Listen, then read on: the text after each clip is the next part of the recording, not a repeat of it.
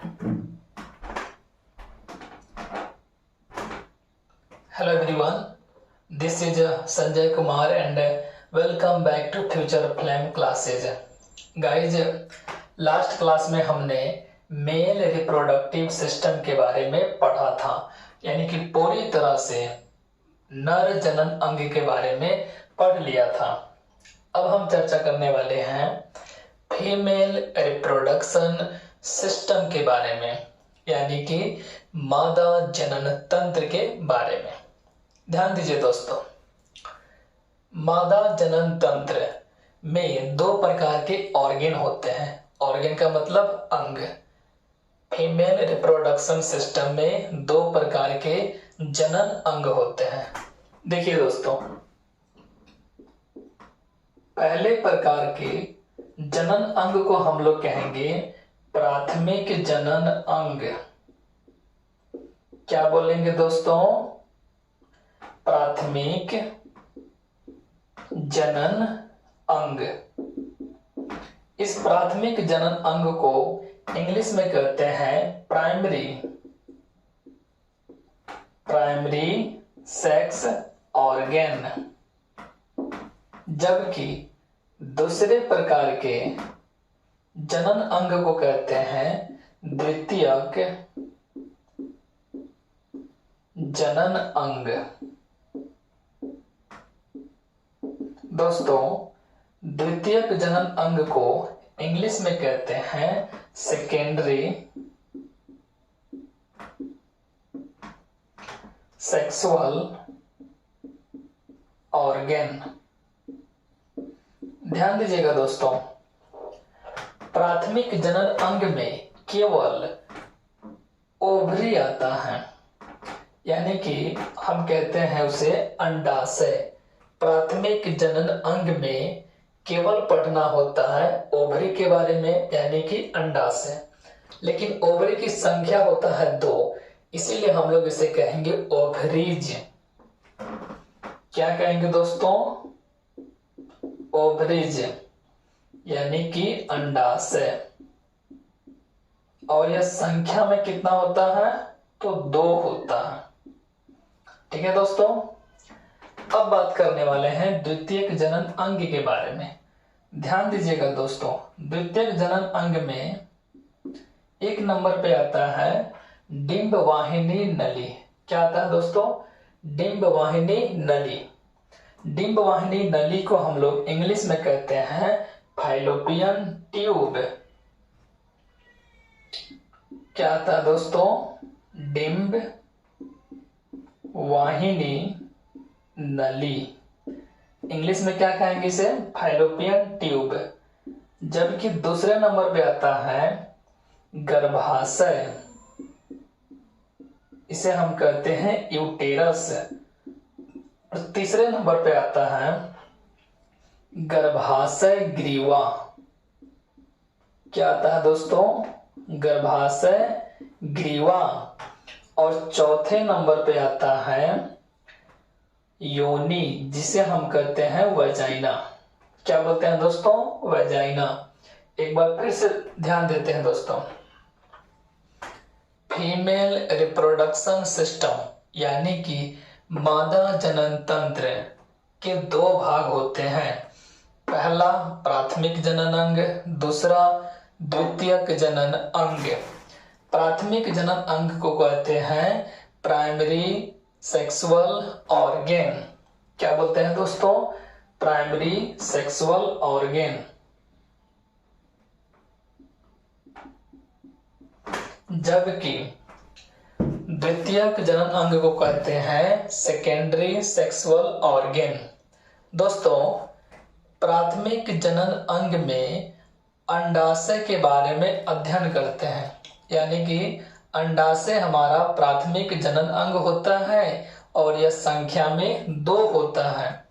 जबकि डिंब वाहिनी नली, गर्भाशय ग्रीवा और योनि, यह चारों द्वितीयक जनन अंग होते हैं। अब ध्यान दीजिएगा दोस्तों, मादा जनन तंत्र का जो पूरा डायग्राम मैंने यहाँ पे बना दिए हैं, एक बार हम इसके बारे में बता दे रहे हैं। ध्यान दीजिएगा। सबसे पहले हम बात करेंगे प्राथमिक जनन अंग के बारे में। दोस्तों ओवरी जो है आप देख रहे हैं, जैसे कि फिगर में दिखाई दे रहा है, एक यहाँ पे है और एक यहाँ पे। संख्या में कितने हैं? 2, यानी कि अंडाशय जो है यह संख्या में कितने हो गए? 2। अब हम बात करेंगे द्वितीयक जनन अंग के बारे में। देखिए दोस्तों, यहां से लेके और यहां तक यह जो पूरा पार्ट हो गया, यह हो गया हमारा डिंबवाहिनी नली। यह क्या हो गया दोस्तों? डिंबवाहिनी नली। इसे ही कहते हैं फैलोपियन ट्यूब। यह संख्या में कितना होता है? तो 2। एक हमारा हो गया राइट साइड, एक हो गया हमारा लेफ्ट साइड। यह पूरा भाग यहां से यहां तक क्या कहलाएगा दोस्तों? डिंबवाहिनी नली, यानी कि फैलोपियन ट्यूब। दोस्तों फैलोपियन ट्यूब में ही निषेचन की क्रिया होता है, यानी कि स्पर्म और एग दोनों जो हैं यहीं पे आके आपस में डिफ्यूज हो जाते हैं। ठीक है दोस्तों, अब ध्यान दीजिएगा। डिंबवाहिनी नली के बाद गर्भाशय, जो हमारा गर्भाशय है यह भी द्वितीयक जनन अंग होता है, यानी कि यूटेरस जो है सेकेंडरी सेक्सुअल ऑर्गन होता है। इसके बाद आप देख रहे हैं दोस्तों, यहाँ पे एक पाइप की तरह आकृति है। यह आकृति है गर्भाशय ग्रीवा। इसे हम कहते हैं कार्भिक्स। यह संख्या में होता है 1 और सबसे नीचे की तरफ होता है वजाइना, जिसे हम कहेंगे योनि। यह भी संख्या में होता है 1।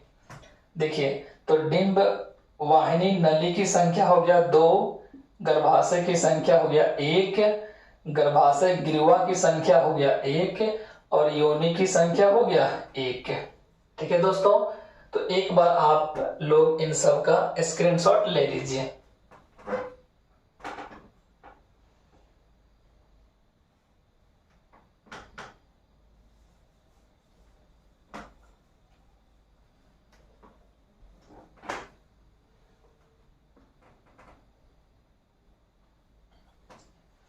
ध्यान दीजिएगा दोस्तों,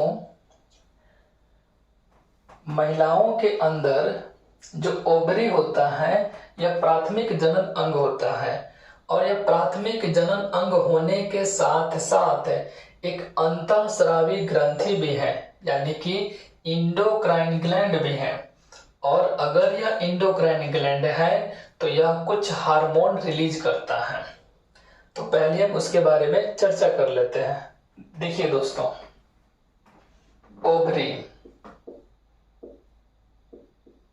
अब जो कि संख्या में ओवरी 2 है इसीलिए कहेंगे ओवरीज, यानी कि अंडाशय। दोस्तों यह जो अंडाशय है यह मेनली 2 काम करता है। पहला इसका काम है अंडाणु का उत्पादन करना। पहला काम क्या है दोस्तों? अंडाणु का उत्पादन करना। और जब यह अंडाणु का उत्पादन करेगा तब जाके हम इसे कहेंगे अंड जनन। क्या कहेंगे दोस्तों? अंड जनन। इंग्लिश में हम इसे कहेंगे oogenesis। क्या कहेंगे दोस्तों? oogenesis। जबकि अंडाशय का दूसरा काम है हार्मोन स्रावित करना। दूसरा काम क्या है दोस्तों? हार्मोन स्रावित करना। अब ध्यान दीजिएगा, हार्मोन में मेनली 3 हार्मोन स्रावित करता है ओवरीज, यानी कि अंडाशय। पहला होता है एस्ट्रोजन हार्मोन। कौन सा हार्मोन दोस्तों? एस्ट्रोजन। जबकि दूसरे नंबर पे होता है प्रोजेस्टेरोन हार्मोन। कौन सा हार्मोन दोस्तों? प्रोजेस्टेरोन। और तीसरा होता है रिलैक्सिन हार्मोन। कौन सा हार्मोन दोस्तों? रिलैक्सिन। एक बार फिर से ध्यान देते हैं, अंडाशय का 2 काम है। पहला काम है अंडाणु का उत्पादन करना, और जब यह अंडाणु का उत्पादन करेगा तो इसे कहेंगे अंडजनन, इंग्लिश में कहेंगे oogenesis। दूसरा काम है हार्मोन स्रावित करना। मेनली 3 प्रकार के हार्मोन स्रावित करता है अंडाशय। पहले का नाम है एस्ट्रोजन, दूसरे का नाम है प्रोजेस्टेरोन और तीसरे का नाम है रिलैक्सिन हार्मोन। ठीक है दोस्तों, तो एक बार इसका भी आप सभी स्क्रीनशॉट ले लीजिए।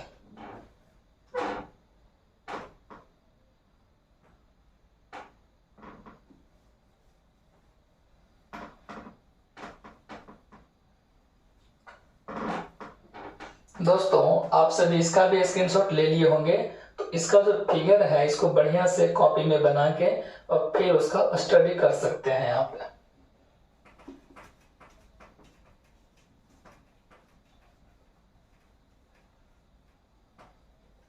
ध्यान दीजिएगा दोस्तों, अभी आपको हम बताए हैं कि अंडाशय के द्वारा 3 हार्मोन स्रावित होता है, एस्ट्रोजन, प्रोजेस्टेरोन और तीसरे का नाम है रिलैक्सिन हार्मोन। हम इसे महिलाओं में सेक्स हार्मोन के नाम से जानते हैं। अब यहां ध्यान दीजिएगा दोस्तों,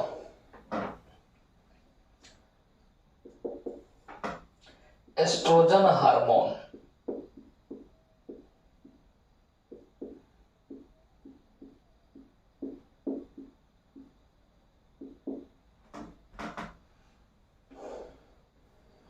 एस्ट्रोजन हार्मोन, यह हार्मोन स्रावित होता है फॉलिक्यूलर सेल के द्वारा। देखिए दोस्तों, एस्ट्रोजन हार्मोन स्रावित होता है फॉलिक्यूलर सेल के द्वारा, यानी कि कहेंगे हम पुटक कोशिका के द्वारा। दोस्तों कई बार ऑब्जेक्टिव में क्वेश्चन पूछता है कि एस्ट्रोजन हार्मोन कौन सी कोशिका द्वारा स्रावित होता है, तो पुटक कोशिका यानी कि फॉलिक्यूलर सेल। जबकि प्रोजेस्टेरोन हार्मोन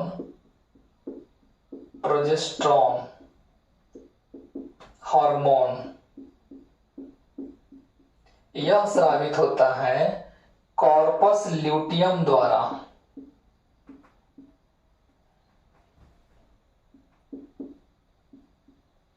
दोस्तों प्रोजेस्टेरोन हार्मोन स्रावित होता है कॉर्पस ल्यूटियम द्वारा।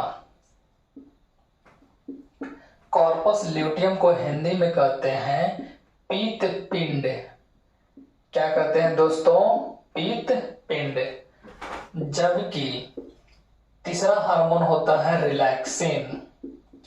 ध्यान दीजिएगा, यह रिलैक्सिन हार्मोन तभी स्रावित होता है जब कोई फीमेल जो है प्रेग्नेंट हो, यानी कि प्रेगनेंसी पीरियड के दौरान ही यह हार्मोन रिलीज होता है। कौन सा हार्मोन? Relaxin hormone. कह सकते हैं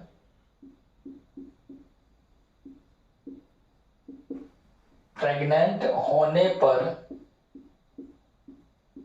यह हार्मोन जो है रिलीज होता है। कौन सा हार्मोन? Relaxin hormone. ठीक है दोस्तों, तो एक बार इसका स्क्रीनशॉट ले लीजिए, फिर हम बताने वाले हैं फॉलिकल सेल क्या होते हैं और कॉर्पस ल्यूटियम क्या होते हैं। स्क्रीनशॉट ले लीजिए दोस्तों।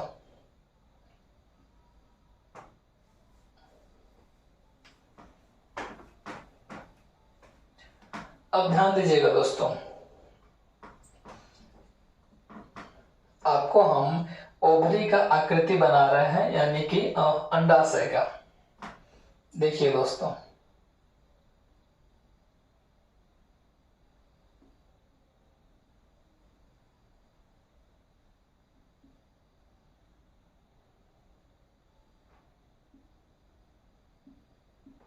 मान लीजिए कि यह हमारा एक ओवरी है, यानी कि अंडाशय है, और अंडाशय की संख्या में कितने होते हैं? 2। ध्यान दीजिएगा,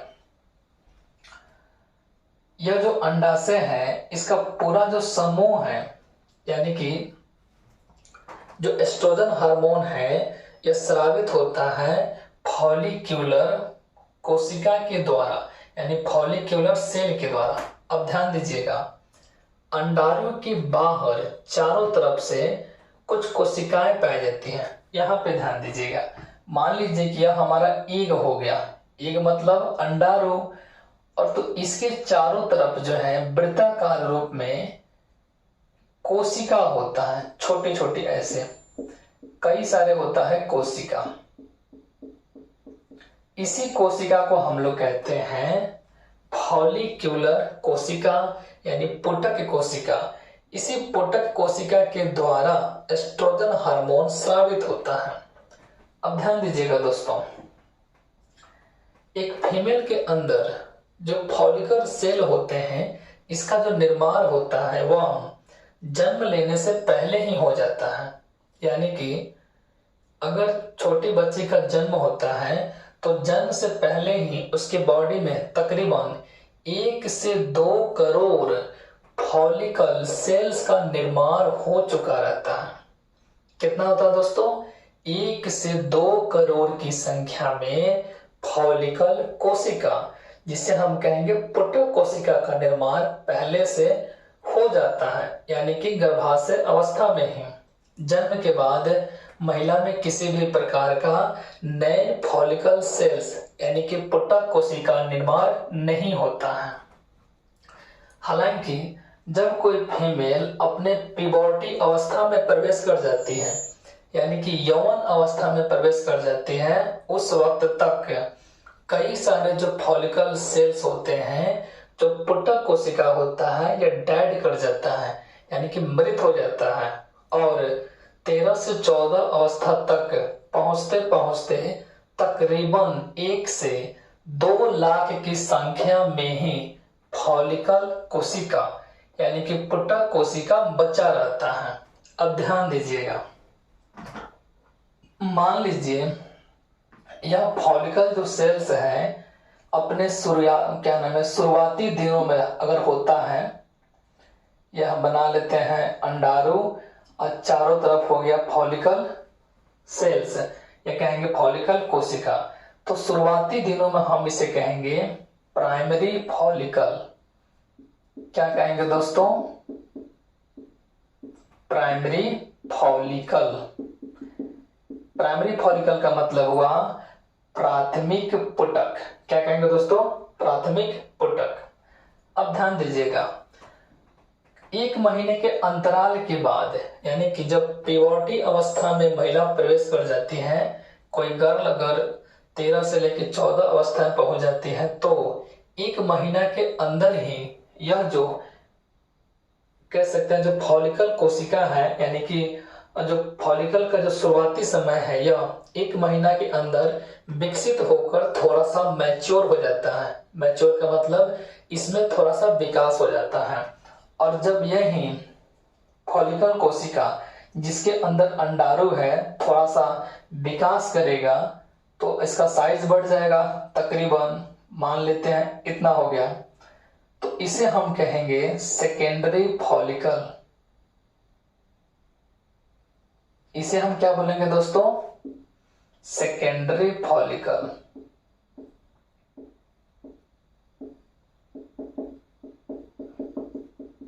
फिर थोड़े समय के बाद यह सेकेंडरी फॉलिकल जो है अपने पूरे मैच्योरिटी पीरियड में आ जाता है, यानी कि पूर्ण रूप से विकास कर जाता है। तब इसे हम कहते हैं ग्राफियन फॉलिकल। क्या कहेंगे दोस्तों? Graafian follicle. अब ध्यान दीजिएगा, अब जब ग्राफियन फॉलिकल बन गया, इसके बाद इस ग्राफियन फॉलिकल से जो अंडाणु है वो बाहर निकल जाता है। ग्राफियन फॉलिकल से अंडाणु जो है बाहर निकल जाएगा। तो मान लीजिए यहां से अंडाणु जो है वो हमारा बाहर निकल गया, तो बाहर निकल गया तो इस प्रकार से आकृति बन जाएगा ना दोस्तों। मान लीजिए यह जो अंडाणु है इस ग्राफियन फॉलिकल से बाहर निकल गया, इस प्रकार से आकृति बन गया। अब यह जो ग्राफियन फॉलिकल है, देखिए यहां पर जो ग्राफियन फॉलिकल था कुछ समय के बाद यहाँ से जो अंडाणु है वो बाहर निकल जाएगा। तो जब बाहर निकल जाएगा तो इस अंडाणु बनने की क्रिया को हम लोग कहते हैं ओव्यूलेशन। क्या कहेंगे दोस्तों? ओव्यूलेशन। ओव्यूलेशन। और इसे हम कहेंगे एग। एग का मतलब होता है अंड। अब ध्यान दीजिएगा दोस्तों, यह जो ग्राफियन फॉलिकल था, जो शेष भाग बच गया है, क्योंकि अंडाणु तो बाहर निकल गया है, जो शेष भाग बच गया है पुनः कुछ समय के बाद वापस अपनी अवस्था में आ जाएगा, लेकिन इसके अंदर अंडाणु नहीं रहेगा, क्योंकि अंडाणु तो पहले ही बाहर निकल गया है। तो इस अवस्था को हम कहेंगे कॉर्पस ल्यूटियम। क्या कहेंगे दोस्तों? Corpus luteum. और आपको हम बताए थे इसी कॉर्पस ल्यूटियम के द्वारा प्रोजेस्टेरोन हार्मोन बनता है या प्रोजेस्टेरोन हार्मोन स्रावित होता है। जबकि अंडाणु के चारों तरफ जो फॉलिकल सेल्स होते हैं इसके द्वारा एस्ट्रोजन हार्मोन स्रावित होता है। ठीक है दोस्तों, अब यह जो कॉर्पस ल्यूटियम बच गया, यह कॉर्पस ल्यूटियम धीरे धीरे चला जाएगा कहाँ पे? गर्भाशय में। कहाँ चला जाएगा दोस्तों? गर्भाशय में।